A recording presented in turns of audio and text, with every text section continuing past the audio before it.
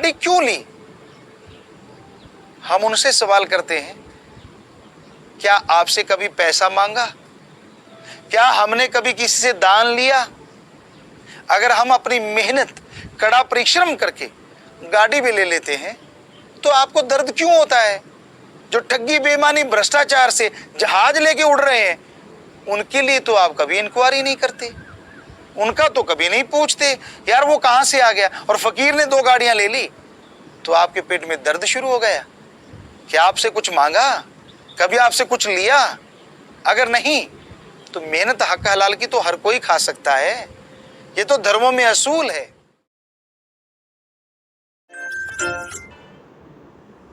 इंसान को दुनिया में उलझाए रखने के लिए काल महाकाल ने जो शक्तियां बनाई हैं, जैसे मन है, काम वासना, क्रोध, लोभ, मोह, अहंकार, इन सब से ऊपर अगर मान के चले तो माया है।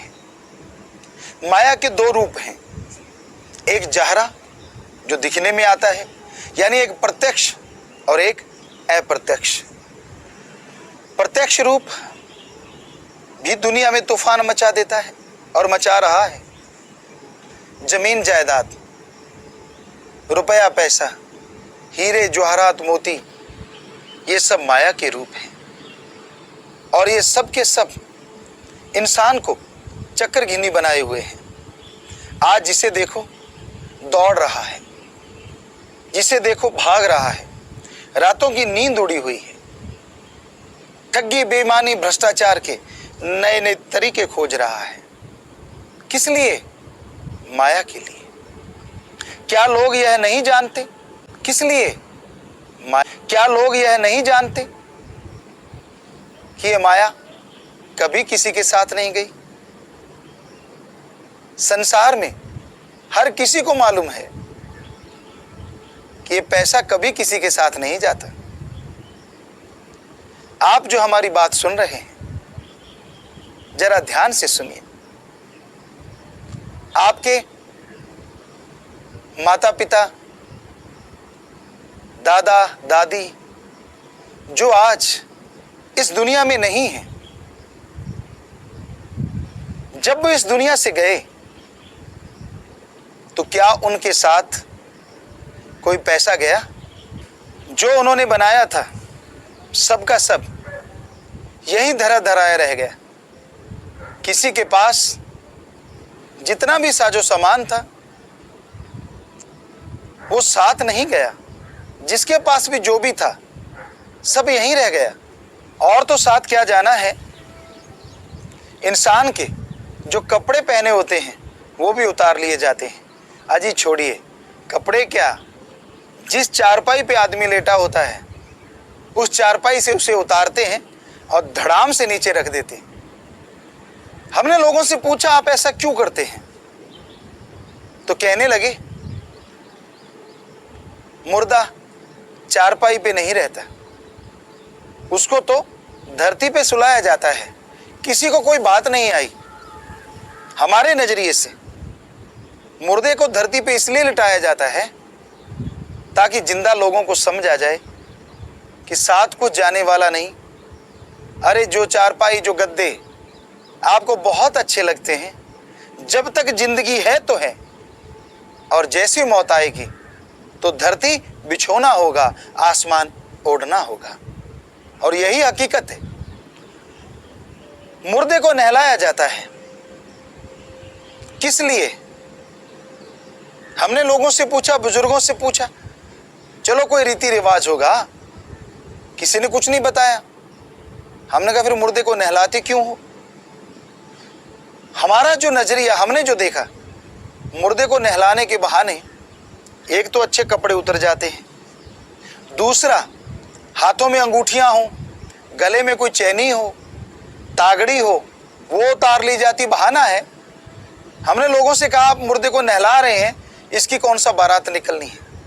दूसरी बात, चलो नहला रहे हैं तो इसके सारे आभूषण क्यों उतार रहे हैं? घड़ी उतारे जा रहे हैं, कहेंगे इसमें पानी डल जाएगा। हमने कहा डलने दो, मुर्दे ने कौन सा टाइम देखना है? जब उसमें खुद में ही ऐसा हो गया। लेकिन असलियत बात यह है कि वो साजो सामान उतार लिया जाएगा, वो बाल बच्चों के काम आएगा। बड़े लोग उसको दान देके अपनी वाहवाही लूटेंगे। तो इसलिए ये हकीकत है, ये सच्चाई है कि साथ कुछ जाने वाला नहीं, ये माया के खेल हैं। जो कुछ नजर आता है सब खत्म होने वाला है। फिर किसके लिए ठगी बेईमानी करते हो? क्यों किसी का हक मार के खाते हो जब सब कुछ साथ नहीं जाएगा? अजी पैसा नहीं गया, कपड़ा लत्ता नहीं गया, और तो जाना क्या है? आप उनके बेटे बेटियां हैं। जब वो इस दुनिया से रुखसत हो रहे थे, इस दुनिया से जा रहे थे, क्या आप में से किसी बेटे ने या बेटी ने ये कहा कि चलो पिताजी अकेले जा रहे हैं, हम भी साथ हो लें? गया कोई? आपका तो उनसे खून का रिश्ता है। नहीं गया ना ही कोई जाता है। एक समय में अगर कोई मर भी जाए, आत्मा के साथ आत्मा नहीं जा सकती। आत्मा के साथ तो प्रभु अल्लाह वाहिगुरु राम गॉड खुदा रब ही जा सकते हैं। तो सब कुछ यहीं छूट जाता है, यहीं पे रह जाता है। फिर कलह क्लेश किस लिए? यह है माया का जाल जो भरमाती है, भटकाती है, लड़ाती है, मरवा देती है। आपको एक उदाहरण देते हैं। दो भाई हैं, एक ही मां के गर्भ में पैदा हुए, दोनों के अंदर एक ही जीन्स, एक ही खून है, एक ही बाप का साया मिला। बड़ी मोहब्बत, बड़ा प्यार था आपस में, इकट्ठे खेलना, आपस में प्यार मोहब्बत की बातें करना, और यही नहीं, एक दूसरे के लिए जान कुर्बान करने को तैयार हो जाते थे। पुराने समय में तो यह देखा गया, अगर एक बीमार हो जाता तो दूसरा उसके लिए दुआ करता। मंदिर, मस्जिद, गिरजाघर, गुरुद्वारा या अपने घर में जाके बैठ जाता, दुआ में हाथ फैलाता, प्रार्थना में हाथ जोड़ता, सजदा करता अपने अल्लाह को, वाहिगुरु गॉड खुदा राम को। हे मालिक, मेरा भाई बीमार है, उसे बचा लीजिए, चाहे मेरी आधी उम्र उसे दे देना। और जब माया जोर डालती है तो क्या होता है? ये तो नॉर्मली जो लोग ईश्वर की भक्ति करते हैं, जिनके अंदर इंसानियत जिंदा है, वो तो ऐसे दुआएं करते हैं जो आपको बताया। पर जब माया प्रभाव दिखाती है तब क्या होता है? भाई बीमार हो गया, दूसरा भाई प्रार्थना करेगा, मंदिर, मस्जिद, गिरजाघर, गुरुद्वारा, दुआ, विनती, या घर में हाथ फैलाएगा, हाथ जोड़ेगा। ये बिल्कुल वैसा ही है जैसे पहले आपको बताया, लेकिन अल्फाज चेंज हो जाते हैं, शब्द बदल जाते हैं। क्या कहते हैं? हे मालिक, मेरा भाई बीमार है, बेचारा कब का दुख सह रहा है, आप तो दोनों जहां के मालिक हैं, ऐसा कीजिए, उसे जल्दी से उठा लीजिए, उसकी सारी जायदाद मेरे नाम हो जाएगी। तो ये अल्फाज बदल गए हैं, शब्द बदल गए हैं। ज्यों ज्यों माया प्रभाव डालती जाती है, त्यों त्यों रिश्ते नाते खत्म होते चले जाते हैं। माया का प्रभाव जबरदस्त है। तो ये है माया का जाहरी रूप। और भी इसके बारे में चर्चा करेंगे। एक है अप्रत्यक्ष। इंसान की आंखों के ऊपर एक माया का पर्दा है। वो पर्दे की वजह से दुनिया में जो कुछ भी झूठ है, ये माया का पर्दा कन्वर्ट करके आदमी को सच दिखाता है, और जो सच है उसे झूठ दिखाता है। साथ कुछ नहीं जाएगा, ये मालूम है, लेकिन फिर भी ये मेरा है, वो मेरा है, ये मैंने अपना बनाना है। दिन रात आदमी इसी में खोया रहता है, उसके लिए लड़ाई झगड़े करता है। और वो भाई जिसके लिए दूसरा भाई जान कुर्बान कर देता था, वो भाई जान का प्यासा हो जाता है। क्यों? क्यों भाई भाई का कत्ल करने लगता है? क्यों बाप बेटे में तकरार हो जाती है? क्यों होते हैं ये झगड़े? इसका सबसे बड़ा कारण माया है। ये माया का अप्रत्यक्ष प्रभाव ऐसा पड़ता है कि आदमी अंधा हो जाता है, इसको कुछ अच्छे बुरे की खबर नहीं रहती। तो भाई जो कभी जान दिया करता था वो जान लेने पे आतुर हो जाता है और लेता है जान। ऐसा देखा गया। कहीं कहीं इस कलयुग में यह भी देखने में आया कि बेटी भी अपने माँ बाप को खत्म कर चुकी है सिर्फ माया की वजह से। तो ये माया का प्रभाव बड़ा ही जबरदस्त है, बड़ा ही भयानक है। तो इस माया के प्रभाव से बचना बहुत मुश्किल है। तो माया का यह प्रभाव जो अप्रत्यक्ष है, इंसान को गुमराह करता है। मर्द के लिए औरत माया का रूप धारण कर सकती है और औरत के लिए माया मर्द का रूप धारण कर लेती है।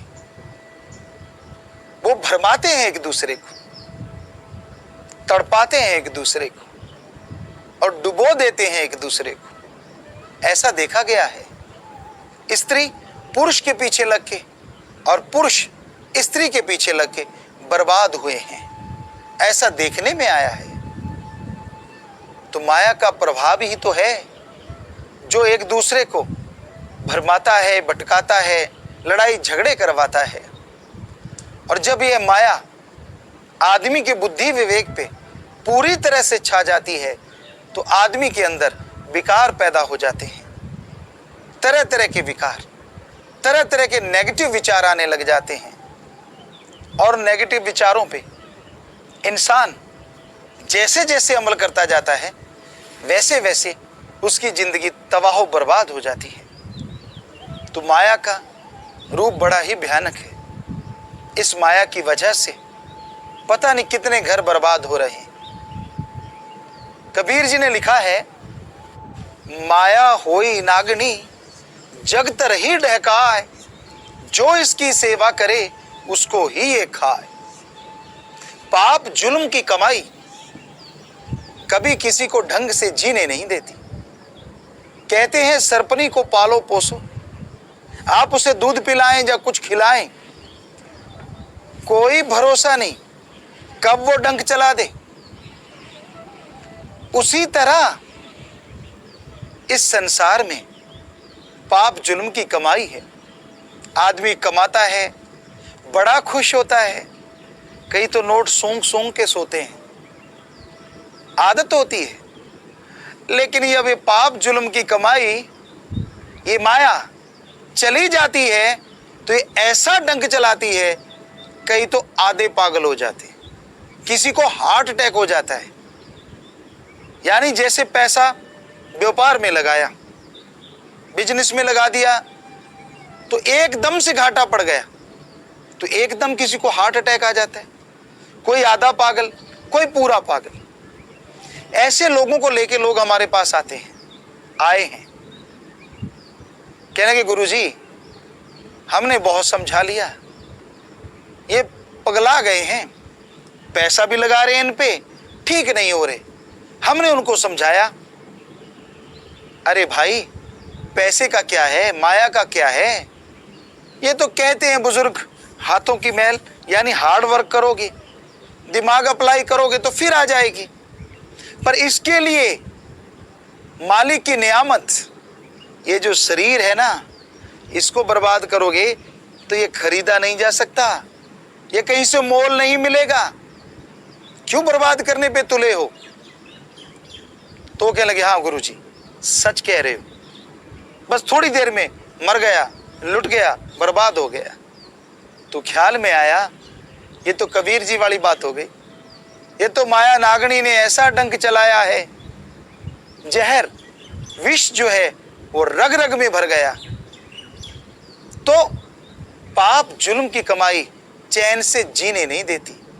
बहुत से उदाहरण हमारे सामने आते हैं, ऐसे ऐसे घर परिवार देखे, ऐसे ऐसे लोग देखे जिनका बुरा हाल है।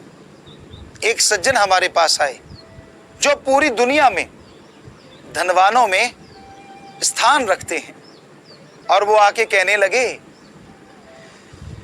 गुरु जी मैंने आपसे बात करनी है। हमने कहा कीजिए। कहने लगा, ना रात को नींद आती है, ना दिन को चैन आता है। हमने कहा आप तो बहुत अमीर जादे हैं, बहुत अमीर हैं, आप चेकअप करवा लीजिए, अल्ट्रासाउंड करवाइए, सीटी स्कैन करवाइए, बड़े डॉक्टरों के पास जाइए, फकीर के पास क्या लेने आए हैं। वो कहने लगा, गुरुजी मैंने सीटी स्कैन करवाया, अल्ट्रासाउंड करवाया, उनमें कुछ नहीं आता, पर रात को नींद और दिन को चैन नहीं आता। हमने उससे बोला, तूने गरीबों का खून चूसा होगा, तूने ठगी बेईमानी की होगी, तभी इतना बुरा हाल है। वो कहने लगा कि मैंने जितना भी कमाया यह नहीं देखा कि सामने वाले पे क्या बीत रहा है। मेरा तो एक ही एम था, एक ही लक्ष्य था कि अपने आप को धनवानों की सूची में ऊपर लेके जाना। तो हमने कहा, जब आपने लोगों का खून चूस चूस के कमाया है, वो गरीब बेचारे तेरे सामने कुछ बोल नहीं सकते, लड़ नहीं सकते, पर उनकी आत्मा से निकलने वाली बद्दुआओं को तू नहीं रोक सकता। वो बद्दुआएं तेरा पीछा कर रही हैं, वो बद्दुआएं तुझे तड़पाएंगी, सताएंगी। कहने लगा, गुरुजी कोई हल है क्या? हमने कहा हाँ हल है। जिस तरह से तूने जुल्म कमाया है, जिस तरह से लोगों का खून चूस चूस के तूने बनाया है, उसी तरह उन गरीबों का भला कर, उनका इलाज करवा, उनके बच्चों को पढ़ा, उनके लिए कपड़े लत्ते का इंतजाम कर। अरे भाई, बद्दुआओं को अगर कोई चीज रोक सकती है तो वह है दुआएं। उसने बड़े ध्यान से सुना और उसके बाद उसने उसी दिन से सबका भला करना शुरू कर दिया। 1 साल के बाद वो इंसान आया और बताने लगा, गुरुजी आपने सच कहा था, अब मैं आराम से सोता हूं। पहले ऐसा होता था, रात को नींद नहीं आती थी तो मैं इंजेक्शन लेता था, तब नींद आती थी। फिर भी अगर नींद उड़ जाती थी तो यूं लगता था मखमल के बिस्तरों में जैसे कोई बिच्छू डंक मार रहा हो। और अब जब से लोगों का भला करने लगा हूं, चाहे नॉर्मल बिस्तर हो, क्या गजब की नींद आती है, बड़ा चैन सुकून मिलता है। आपने सच कहा, अब मुझे दुआएं लग रही हैं। तो यही हकीकत है, यही वास्तविकता है। पाप जुल्म की कमाई चैन से जीने नहीं देती। लोगों को हर समय टेंशन बनी रहती है। ठगी बेईमानी भ्रष्टाचार की दौलत अगर घर में रख ली तो रात को नींद टूटती रहती है। बिल्ली ने छलांग लगा दी तो यूं लगता है शायद चोरी ना आ गया हो। वहां से लोग बचाते हैं कि चलो इस दौलत को किसी दूसरे के घर रख देते हैं। वहां एक और भैंस आता है, कहीं वो दवाई ना ले। कई लोग जमीन में दवा देते हैं, जैसे उससे गोल्ड लिया तो जमीन में दवा दिया, फिर उस जमीन का फिक्र लगा रहता है। जैसे तैसे करके वो पैसा बैंक में जमा करवाता है। अब बैंक का खतरा लगा रहता है, कोई डाकू लूट के ना ले जाए। तो टेंशनें परेशानियां बढ़ती चली जाती हैं, इंसान दुखी होता चला जाता है। तो पाप जुल्म की कमाई तिगड़ी नाच नचा देती है। आप सोच रहे होंगे माया तो माया है, चाहे वो हक हलाल से कमाओ, चाहे ठगी बेईमानी से। धर्मों में तो यही कहा है ना, कड़ा परिश्रम करके कमाओ, हक हलाल की हार्ड वर्क करके खाओ। है तो वो भी माया, क्या वो तिगड़ी नाच नहीं नचाएगी? ना, वो माया तिगड़ी नाच नहीं नचाती, क्योंकि आपका श्रम किया हुआ है उसके पीछे, आपने अपने दिमाग से, अपने शरीर से उस दौलत को कमाया है। वो मेहनत की कमाई कहीं भी नहीं जाती, बल्कि इंसान को अंतःकरण की शांति देती है, आत्मिक शांति। शरीर में ताकत बढ़ जाती है और घर परिवार में प्यार मोहब्बत बढ़ता है। इसलिए मेहनत की कमाई करके खाओ। पाप जुल्म की कमाई माया का रूप कहलाती है और माया नागनी होती है। तो माया के दो रूप सामने आए, प्रत्यक्ष और अप्रत्यक्ष। अप्रत्यक्ष रूप और भी गुल खिलाता है, भगवान से कभी नाता जुड़ने नहीं देता।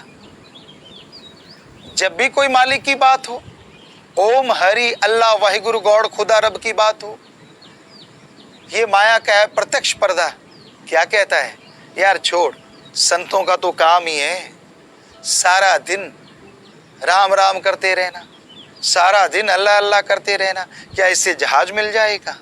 क्या इससे कार मिल जाएगी? अरे भाई ठीक है, ठगी बेईमानी भ्रष्टाचार से कार मिल गई, सारा परिवार उसमें सवार हो गया, एक्सीडेंट हो गया, तो सब करा कराया रह जाएगा, धरा धराया रह जाएगा। तो संतों का कहना है कि अप्रत्यक्ष जो पर्दा है इससे बचिए। बहुत से लोग संत पीर फकीर का रूप धारण कर लेते हैं इस माया रानी की वजह से। लोगों को बात सुनाते हैं, लोगों को राम अल्लाह वाहिगुरु मालिक परमात्मा की चर्चा सुनाते हैं और बदले में पैसा इकट्ठा कर लेते हैं। वो पैसा मालिक के नाम पे इकट्ठा होता है। क्या आपने पूछताछ की है, कभी इंक्वायरी की है कि वो पैसा आखिर जाता किधर है? आपने चढ़ाया, उसके बाद हमने इंक्वायरी की, सभी जगहों पे देखा, आपने पैसा चढ़ा दिया, उस पैसे को आप जैसे ही आम इंसान भगवान के पास से उठा के खा जाते हैं। आप कहते हैं मैंने मालिक को पैसा दिया, वो कहते हैं हमारी कोई गलती नहीं, हमने मालिक से पैसा लिया। मालिक के पास एक नया पैसा नहीं जाता।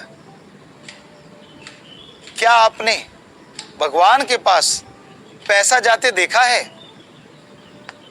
मालिक के पास पैसा जाते देखा है? नहीं जाता ना, सब आपस में बांट लिया जाता है। तो ये माया ने ऐसा रंग चढ़ाया है, ये माया रानी ने ऐसा रूप बनाया है कि लोग यकीन नहीं कर पा रहे सच्चा संत कौन सा है। संत पीर फकीर को माया कभी गुमराह नहीं कर सकती। माया तो उनके चरणों में रहती है, उनके ऊपर हावी नहीं होती। ये नहीं कि संत पैसा नहीं कमाते, कमाते हैं, मेहनत करते हैं, कड़ा परिश्रम करते हैं, उस पैसे से ही अपना कपड़ा लत्ता सब कुछ वो धारण करते हैं या गाड़ी तक अपने पैसे से लेते हैं। उदाहरण के तौर पे हमारे गुरुजी शास्त्रनाम शाह मस्तान जी दाता ने हमें यह सिखाया, मेहनत की करके खाओ। कई लोग सवाल खड़ा कर देते, गुरुजी आपके पास बहुत सारी गाड़ियां हैं, आप उनको लेके चलते हैं, तो आप गाड़ी क्यों ली? हम उनसे सवाल करते हैं, क्या आपसे कभी पैसा मांगा? क्या हमने कभी किसी से दान लिया? अगर हम अपनी मेहनत कड़ा परिश्रम करके गाड़ी भी ले लेते हैं तो आपको दर्द क्यों होता है? जो ठगी बेईमानी भ्रष्टाचार से जहाज लेके उड़ रहे हैं, उनके लिए तो आप कभी इंक्वायरी नहीं करते, उनका तो कभी नहीं पूछते यार वो कहां से आ गया। और फकीर ने 2 गाड़ियां ले ली तो आपके पेट में दर्द शुरू हो गया। क्या आपसे कुछ मांगा? कभी आपसे कुछ लिया? अगर नहीं तो मेहनत हक हलाल की तो हर कोई खा सकता है, ये तो धर्मों में असूल है। तो संत पीर फकीर ठगी बेईमानी भ्रष्टाचार नहीं करते। वो अल्लाह वाहिगुरु ओम हरि गॉड खुदा रब के नाम पे कभी किसी को नहीं लूटते, वो माया के पीछे पगलाए नहीं रहते। संतों का काम सबका भला करना होता है और माया के बंधनों को छुड़वाना होता है। तो माया जो बंधन कस के बांध लेती है, माया जिसके गिरफ्त में सारी दुनिया है, उस माया से बचने के लिए आप अल्लाह वाहिगुरु राम गॉड खुदा रब का नाम लिया करें।